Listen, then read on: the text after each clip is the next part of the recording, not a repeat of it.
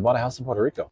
Now we want to pay it off. Let's talk about how you do a short-term rental property in Puerto Rico so you can learn how to do it yourself. Great, now that you have a house, you have to furnish it. You don't want to go in the living room and sit in a box.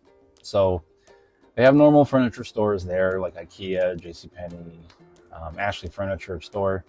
You just have to go see what's available. This is where that handy address and kilometer is going to come in. It's really key here. They won't be able to deliver stuff unless you know what your kilometer is, what your address is. You have the house furnished, you're getting closer to being able to list it. Well, one of the things that you need to do is make sure that you go onto Vrbo or Airbnb or booking.com and check out your comps. What's your competition and what are your comparables? And make sure that you're not overpricing your house, but you're also not underpricing your house. Before you list this property, you're going to need a Puerto Rico issued tax ID that's connected to the property. You're going to go online and you're going to look up Registración de Hacienda de Puerto Rico. And in there, you're going to be able to follow the process to get that ID number. You do not skimp on that because Puerto Rico government will find you and you will get a fine. Before you list it, test it out like a guest. Experience it how they would experience it. Is it easy to use? If not, we'll fix it.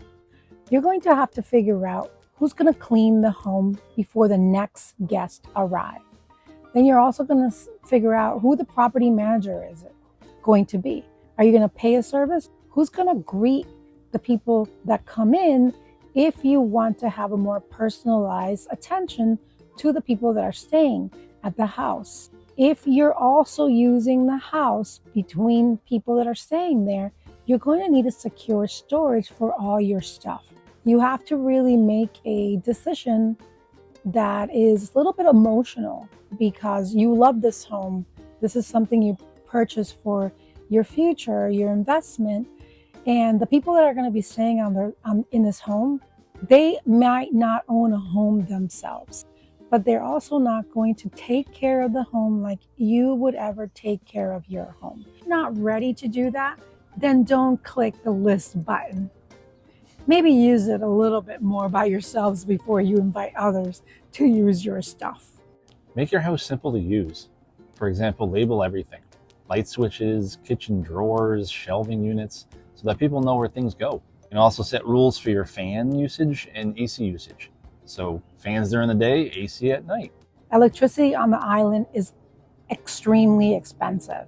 So there are folks, there are other houses that we visited in that people were so mindful of it that they actually read the meter at the beginning of a renter's stay and at the end of their stay. And if they went up above a particular set number, they were charged back whatever that amperage was going to be. If you have a pool in the house, then you're going to have a pool person come in and do the cleaning. Let your tenants know that the pool person's going to come in once a week. So the best way to handle this is to have a manual for the home that's easy to read, that is also updated. Otherwise, these people are going to be calling you at all hours of the night and day, or the person who's running the property.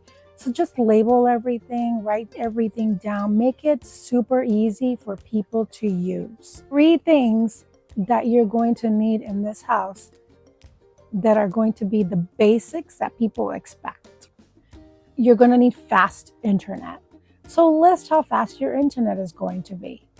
The other thing you're going to need is a generator. If you do not have a generator, the electricity goes down, you will get bad reviews. The minimum that you need is you need a cistern. Water goes away all the time and you don't know when it's going to happen. You don't want guests to be calling you because they have no water. Some other tips are you need screens. If you don't have screens on your windows and on your doors, you will get complaints. At night, you're going to have the visits from the cucarachas, the cockroaches. They fly. They come in through the doors, through the windows, and they park themselves somewhere. And when you least expect it, they're going to be there. A couple of bonus ones. Get a good mattress, so try them out. Did you get a good night's sleep? If you didn't, your guests are not going to get a good night's sleep, and they're going to give you bad reviews. Along with the mattress is the sheets. Get nice sheets. It doesn't cost that much extra. The towels are also the same. It's basically, you don't want to get small ones because if you're a normal sized person, male like me, those little three footers, they're not enough. Window coverings. It is bright in Puerto Rico. So get room darkening shades, or at least some type of a curtain that can really cover the window. Not only will that make your guest happy, you'll get great reviews, but it actually keeps the cool air in the room. So it's probably going to help you reduce the cost of the electricity, because instead of putting the AC at 68, maybe they'll put it at 72. Those are our tips. Did we miss any? Write in the comments below if we did. We read all of the comments. Wish you well and much success in your own future Caribbean home or your own future short-term rental. And as usual, Happy savings.